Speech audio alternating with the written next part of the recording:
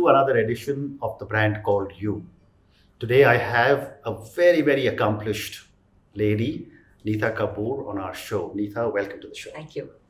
Nita is from IIM Ahmedabad. She's from Harvard Business School. She's amongst the top 50 influential marketing women in India. She's been the CEO of News Corp, VC Circle, Godfrey Phillips, and now in her second innings, she's an advisor to Pro India. She's doing work for the Center of Excellence for Clean Air and a whole lot of other things that we'll talk about. So Nita, tell me a little bit about your early career, some of your learnings and your challenges. Early career. Yes. So first, thank you for having me, Ashutosh. It's a pleasure to learn more about TVCY. And my start, so I'm going to take a bit of a step back. I am the youngest of 3 siblings of a typical middle class family. And all I knew was that एक दिन मैंने बड़े होके अपने आप अपने पैसे कमाने हैं, मैंने अपने आप अपनी पॉकेट मनी कमानी है. सो शुरुआत वहाँ से हुई थी. And I didn't know what I understood the importance of economic empowerment, I guess, very early in my life. So that was my start. I started working in my 3rd year of college. I never got my college results and I started working. Okay. And all I had was a visiting card from my father, who was the head of design with Vimal at that point of time. And I walked into Mr. Krishnamurthy's office and I said, I am so-and-so's daughter. And my father on the visiting card had written, Hi Krish, this is my daughter. Iska kuch kar do, shadi hone se pehle. So that was my start. Wonderful. What a nice start. Yeah. Yes. And then, of course, started the whole journey. I learned a lot in advertising. As a journey, it lasted for about good 20 years. 2 decades in advertising across various brands, turnarounds, fantastic period to be a part of the fastest growing network. Turned around a lot of brands, brought in McDonald's, brought in Indomobile, brought in a lot of iconic brands of the 90s, was in the midst of the liberalization era. So that was advertising. Fantastic. So before we get on to anything else, let me ask you a question on advertising. Is advertising anything like the Mad Men that we've been seeing on television? Totally. It is? It's very close to Wonderful. Okay. That's wonderful to know. So that's for all our people who are wanting to look for careers in advertising. Yes. You've got an authority who's telling you. Yes, absolutely. Okay. It's a mix of a lot what you see there and a lot what you don't see there. Okay. So, Nita, you've led some amazing companies, and yet you've been one of the top 22 women angel investors. How did you manage these diverse portfolios from running businesses on one side and yet accepting the chaos, if I can use that word, that goes with startups? Yeah. So investment. So I had started planning my transition way back, right? So the investment and the startup culture started catching my attention. I think we were talking about 2006, really. 2006, 2000, very little. And then I think it took off in 2012, 13. So that caught interest. And then, of course, being a part of VC Circle, it was important to understand what is happening at the investment table. What drives investments? What drives startups? Why is it that there is suddenly such a strong deal flow taking place in 2013, 14, 15? These were the high years of deal flows. And so being a part of VC Circle, it was a part of the job that I understood, and I got gravitated towards it. And what was your learning in terms of what was driving deal flow? So I think it's a mixed bag. What was driving deal flow at that point of time was essentially a lot of Silicon Valley money coming into India. A lot of growth. I mean, we were an economy that was talking about an 8% growth, GDP growth. Yeah. Pretty healthy parameters on all fronts. And you could see that 250, 300 million households that we are talking about, purely urban India, was really a huge market that was available once the telephony and the digital platforms took off. So you could see that these are going to be the reasons that this will explode. Okay. And it was a matter of time, it still is a matter of time that consumer behavior will eventually gravitate and move towards digital, if not already. And what is the impact that the millennials are beginning to make on this entire digital transformation? So millennials are going to be the drivers. They are already the drivers if you look at the age penetration analysis of purchase behaviors online. However, I think that the big ticket items are essentially going to come from 40 and below. But clearly millennials essentially are going to be in terms of they'll drive the services. So whether it's fintech, whether it's going to be food, whether it's going to be travel, whether it's going to be entertainment, whether it's... So that's going to be really a millennial market share game. Okay. And this will be done through their tiny little devices. All through the tiny little devices. Complete transformation in the way you and I have probably seen business. Yeah, but what's also reassuring is that India will continue to be an omni-channel market. Okay. And I love that. Yeah.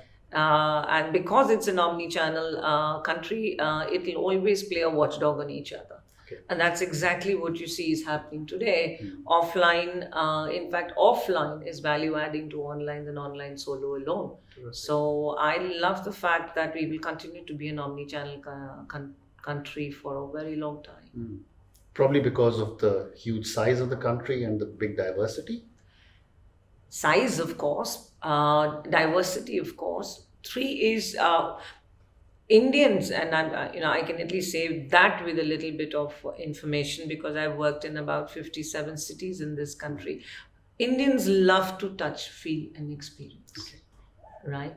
We love interaction and interfaces, right? And you can't take that away. Correct. Right? Correct. And we are not an isolation society. Whether you see it from a certain age band, we are pretty outgoing. It could be as simple as going to a temple or going to a shop or going to a grocery. So these are outing experiences. And that's going to be one of the key drivers that omni-channel will always be present in the country. Yeah, very well said. So before I get into anything else, you also won the HALT prize. I'm not sure if I've got the pronunciation correct. Tell me a little bit about this. So I didn't win the HALT prize. I actually set up HALT prize in India. HALT prize I took over in the year 2. What is this about? It's a phenomenal platform. HALT prize essentially is constituted by the HALT Business School in the US, but in particularly in New York. It is essentially the largest social platform for startups. So essentially looks at call outs for ideas that are going to revolutionize a social development sector. So let's say the challenge here that I was looking at was essentially applications of energy that will change human lives, and it gives you very specific targets. It's a web crowdsourcing social platform inviting startups of about 125 countries, works with college students and above, and eventually it all culminates at the UN, where then the winning team is given the award. It's a seed capital given to the winning team and opens up a huge network for them. But that's what we did. That's what I did. I launched and expanded it to 125 colleges. And now I'm going to be back to HALT as a judge. Oh, wow. Over the next... Wonderful. Like coming home. So, let me talk to you a little bit about gender diversity before we come into all the new initiatives that you are working on. I've been a great believer in gender diversity. And in India, we're beginning to recognize the importance. And yet, as I was talking to someone else, they say it's slow. What are your thoughts on expediting or, making this move much faster? Right. So I just have a couple of points on gender diversity. When I see everybody talking about gender diversity, hidden underneath the diversity is gender competition.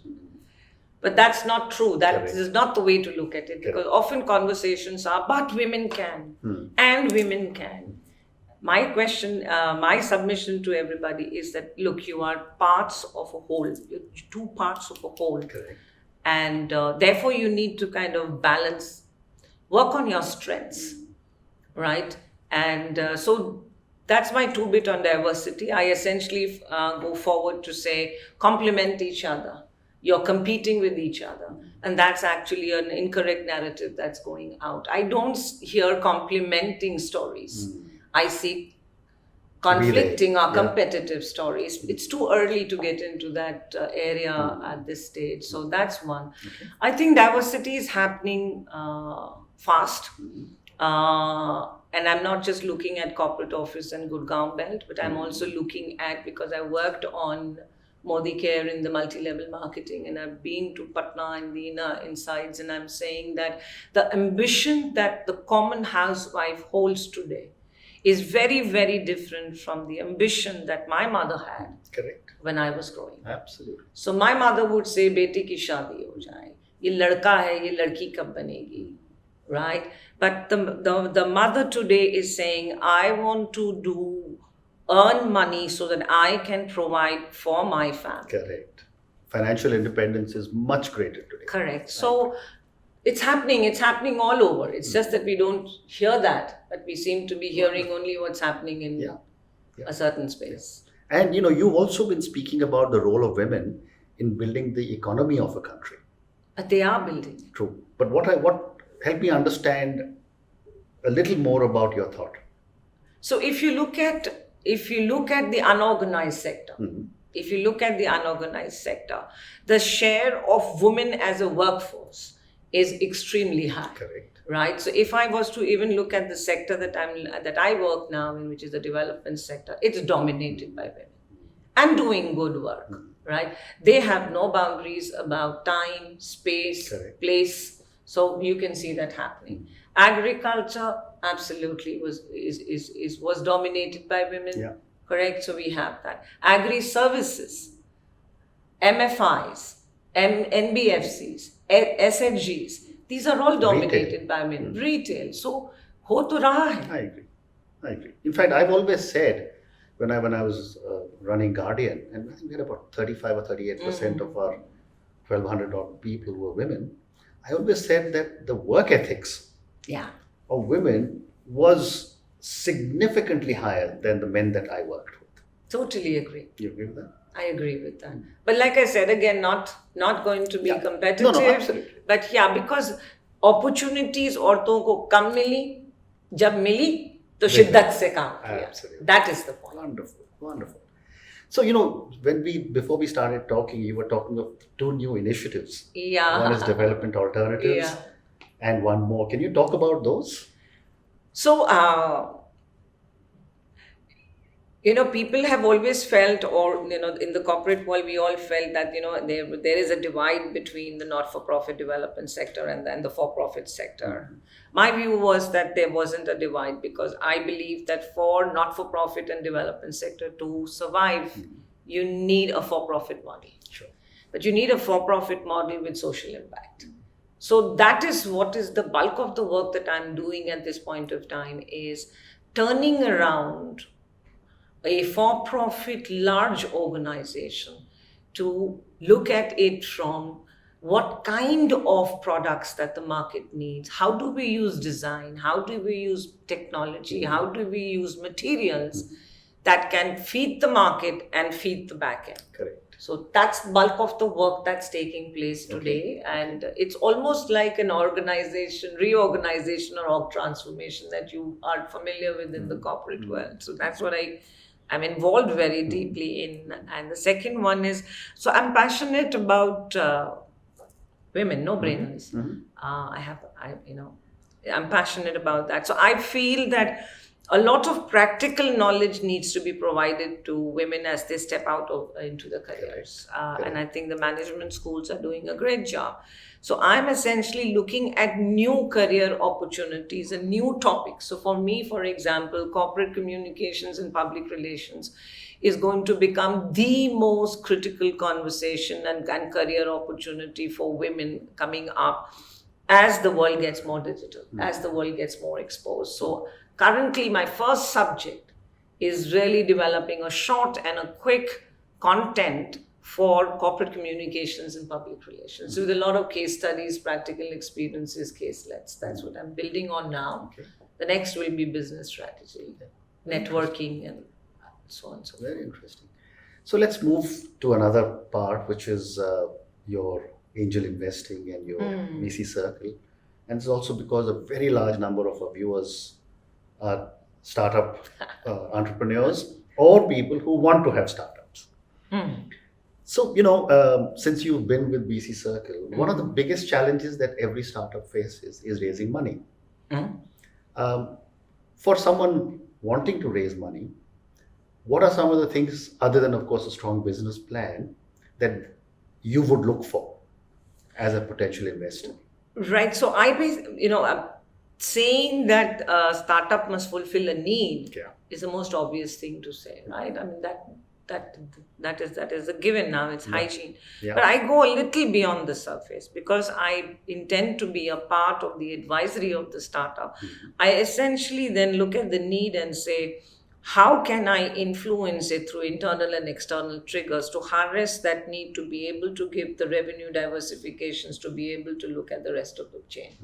So that's what I essentially look at. One is how can you guide the team to be able to harness that?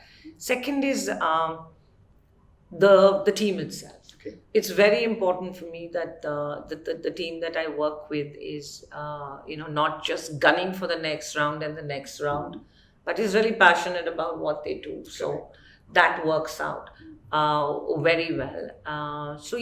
Mix of value or mix of business dynamics and ideas is what I look at. And I hear conflicting views on a single co-founder. Well, a single founder versus a co-founder or multiple co-founders. What are your thoughts? So I've been lucky. I haven't really, it hasn't really, I guess, aggravated to an extent that I think that the strife or the difference between the founder and the co-founders really come in at late stage funding. Okay. Because right up till when you're seed funding, when you're angel funding, before you moved on to the VC, you're really building. So you're all in it together. Everybody is equal at the table. Yeah. It's only when the bigger money starts coming in is I think that I hear this. But often as advisors on the table, we take time offs to kind of guide them on pitfalls, etc. But not so much yet. Okay. Will it happen? Don't know. No, I agree. So one more question on startups. Based on your experience, what are some of the mistakes a lot of startup entrepreneurs make? So I have a classic phrase, they fall in love with the idea and then they don't fall out. Okay, well said.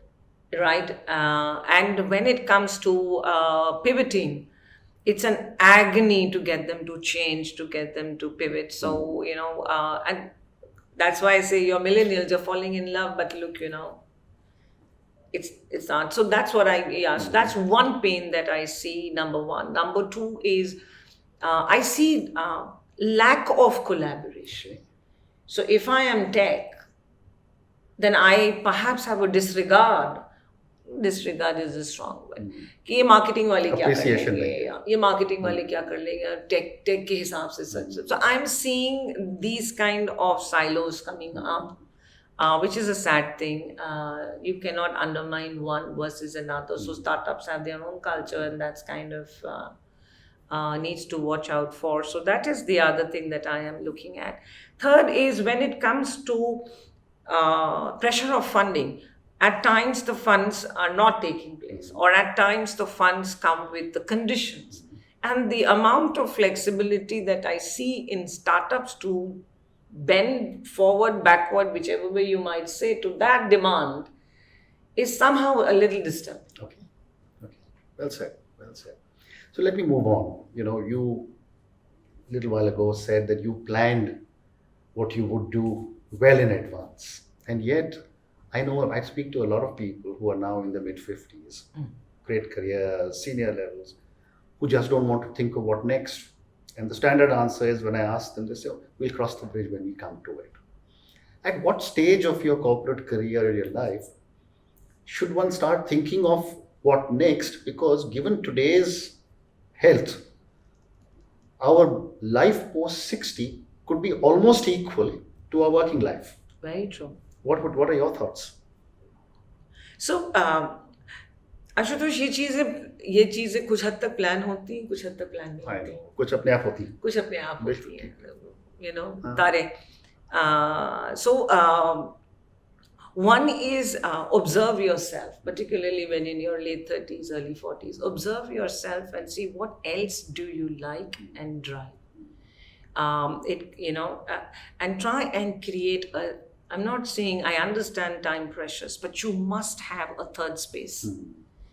It is absolutely essential that you must have a third space in your life. That's one. Second is you, even then, now and in future, reinvent yourself. Correct. Continuously reinvent yourself. Third is the ego makes you talk that says, done that, been there, all that. Just cut this out. Because this is your biggest barrier. Be open to learning. कोई बच्चा भी सिखा सकता है. And do it. Weekends पे जाइए, school में पढ़ाइए, एक छोटे बच्चे को पढ़ा के दिखाइए, तब तो there are many lessons you need to kind of learn as you transit and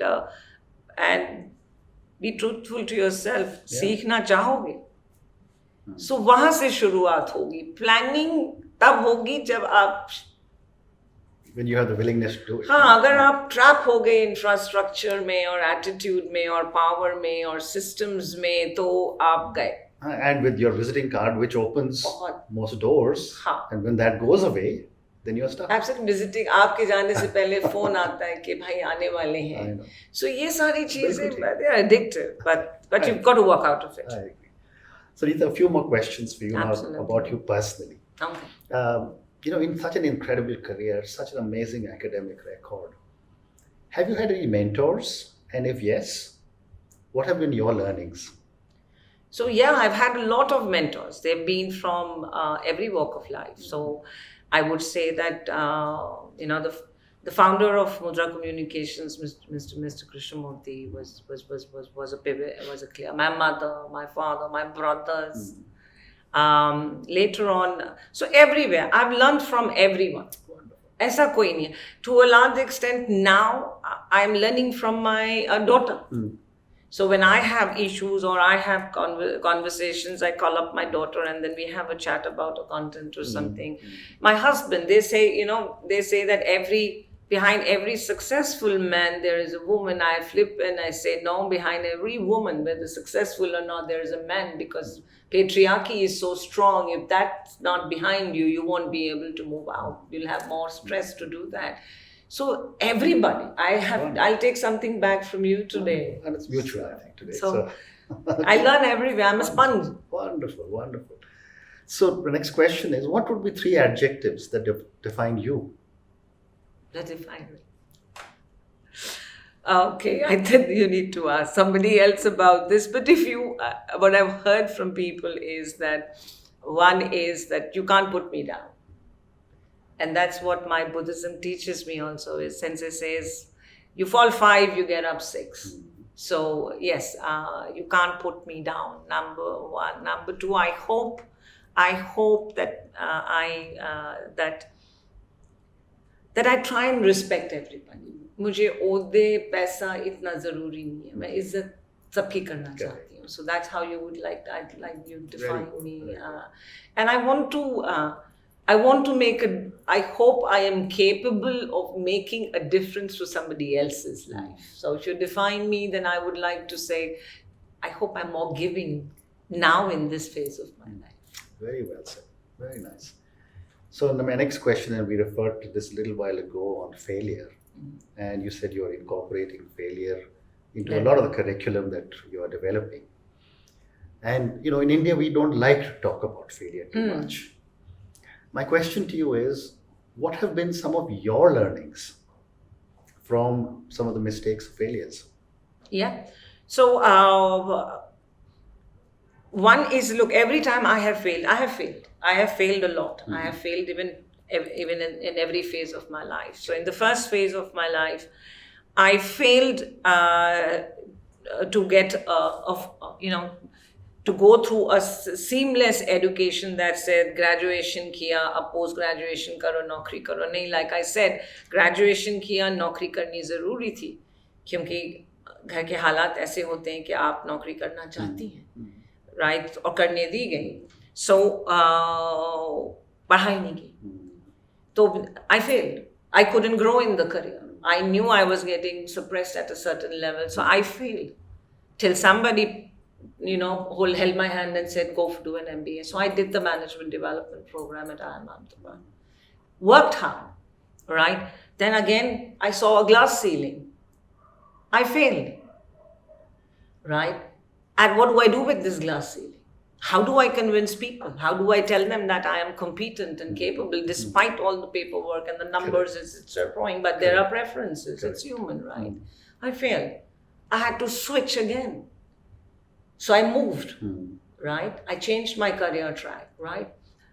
I didn't know how to navigate myself in an organization. Multiple failures, right? But like I said, get up, right? Get up, dust it off, get up, dust it off. I failed. So then I went back for further studying. So at every stage, I think I've been blessed enough that failure happened, made me realize more about myself, my life, the humbleness, people around me, my family, and came back refreshed. Fantastic. So my last question to you. Yes. After such an incredible life, do you have any regrets? Yeah. I have a couple of regrets. One, I wish I could have spent more time with my parents. That's one regret. Wish I could have had spent more time with my daughter, which I'm making up for it now, hopefully. And right, I think Sushil and I have been together so now. So these are two regrets. Wonderful. Nita, thank you very, very much. Pleasure. I think it's been such a pleasure speaking to you. Same here. You're a very patient listener. Good luck to you.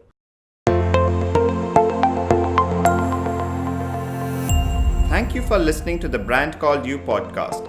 Be sure to visit tbcy.in to join the conversation, access show notes, and discover fantastic bonus content. You can follow us on YouTube, Twitter, Facebook, and Instagram. Simply search for the Brand Called You. Thank you and see you next week.